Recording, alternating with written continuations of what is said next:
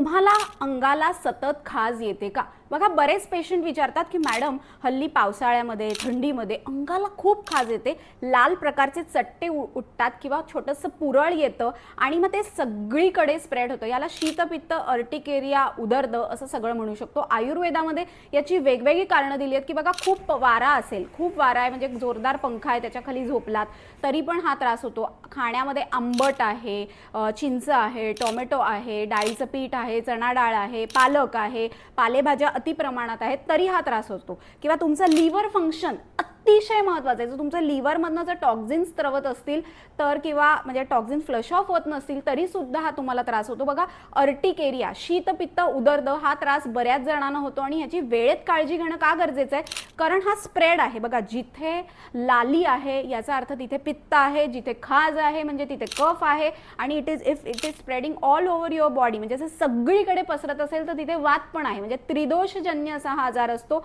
वेळेत याची काळजी घ्यायला पाहिजे कारण ह्याचं रूपांतर पुढे एक्झिमा किंवा यामध्ये सुद्धा होऊ शकतं. प्रचंड हायपर ॲसिडिटी ज्यांना आहे त्यांना हा त्रास होतो. जर तुम्हाला असा काही त्रास असेल तर तुम्ही मला क्लिनिकमध्ये येऊन जरूर भेटा.